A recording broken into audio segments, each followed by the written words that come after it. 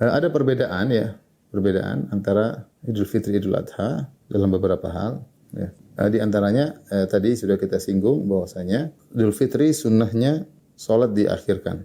Adapun Idul Adha sunnahnya sholat disegerakan. Kemudian yang kedua, Idul Fitri sunnahnya makan korma, witir, ganjil sebelum berangkat sholat. Adapun Idul Adha makannya setelah sholat Id. Makan hewan korban ya. Apakah yang disunahkan tidak makan terkait dengan orang yang berkorban saja? Zahir hadisnya demikian. Rasulullah SAW beliau tidak makan kecuali setelah sholat Id, kemudian beliau makan dari hewan sembelihan tersebut ya. Terus bagaimana yang tidak punya hewan sembelihan? Kalau kita baca dari mazhab Syafi'i umum ya, demikian juga orang yang tidak punya sembelihan juga demikian. Artinya musyarakah, ikut serta menyamai orang-orang yang menyembelih. Orang yang menyembelih dianjurkan untuk tidak makan, ya, sholat dulu baru kemudian menyembelih baru makan. Ini diantara perbedaan Idul Fitri dengan Idul Adha. Kemudian terkait dengan takbir ya. Takbir untuk Idul Fitr mulainya dari malam takbiran. Jadi terbenamnya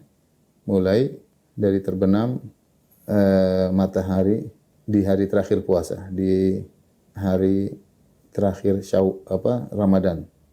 Kemudian akhirnya, jadi artinya malam takbiran maksudnya. Sejak matahari terbenam di malam Ramadan, hari terakhir maka mulai bertakbir. Allahu Akbar, Allahu Akbar. Kemudian akhirnya adalah ketika imam sholat Id. Ya. Jadi bertakbir. Begitu imam naik sholat Id selesai takbiran. Berbeda dengan Idul Adha, takbir mulai kapan? Mulai ada dua ya.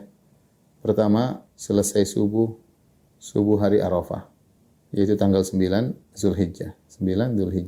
Kedua, untuk jamaah haji, mulai dari lempar jamarat tanggal 10. Karena jamaah haji sebelum tanggal 10 masih labbaik Allahumma labbaik, labbaik la syarika lak labbaik. Takbirnya nanti.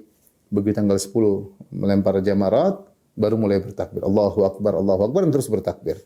Akhirnya adalah setelah salat asar, hari terakhir hari tasyrik, tanggal 13 Zulhijjah.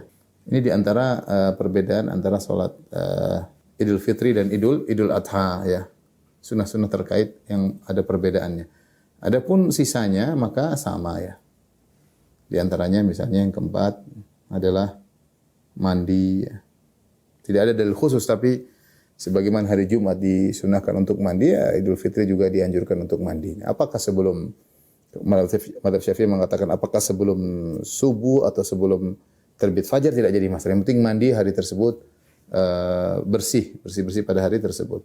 Kemudian pergi dan pulang dengan jalan yang berbeda, menggunakan pakaian yang terindah.